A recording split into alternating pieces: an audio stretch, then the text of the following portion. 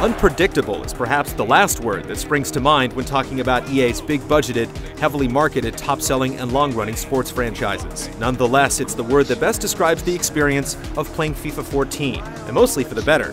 In an attempt to deliver more realistic results on the pitch, the developers have enhanced the ball physics and aspects of the AI to the point where the new FIFA feels like a new game entirely, even if it doesn't necessarily look that different. And he's put it in the net for Chelsea. FIFA 14 is more challenging than last year's title, due in part to some of the subtle changes that nudge the game closer toward a simulation than a pure arcade title. Great opportunity.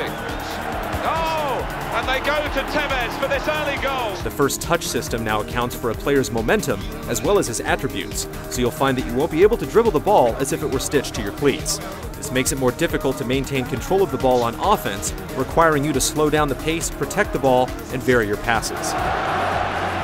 Unfortunately, offense is also made much more difficult due to your teammates not always doing their best to separate themselves on the attack. Situational awareness is still a problem, as too often your teammates fail to create enough space to make passing safer, particularly since the first touch system could mean your pass is bobbled or flubbed by your teammate while the defender eagerly takes possession.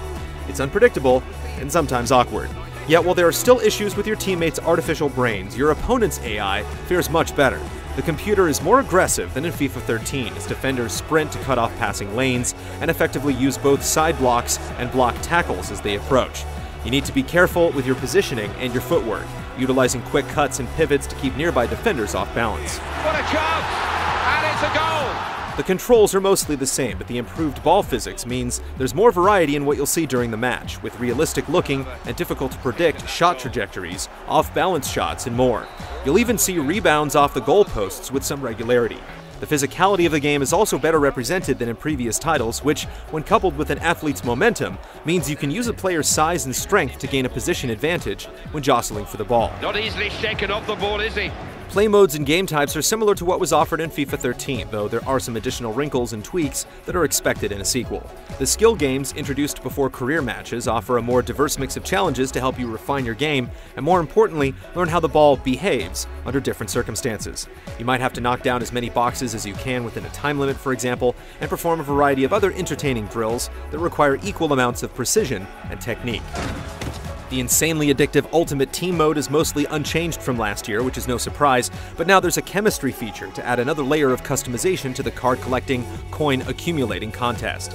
Each athlete's skills can be improved by applying chemistry styles. Chemistry styles, such as Sniper, Powerhouse, or Anchor, will improve specific attributes like passing, shooting, or dribbling, allowing you to address potential deficiencies on your team. Ultimate Team also brings back online single matches, and you'll be able to manually assign player roles if you don't like who the computer has assigned for free kicks, penalties, and so forth.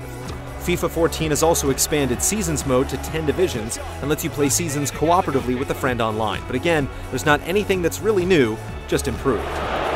FIFA 14 is an interesting release. Rather than aim toward a mass-market audience with an arcade approach, the developers have slowed the game down and required more finesse and skill out of players. Though still lacking in some areas, it is nonetheless an improved version of its predecessor with all of its strengths and fewer of its weaknesses.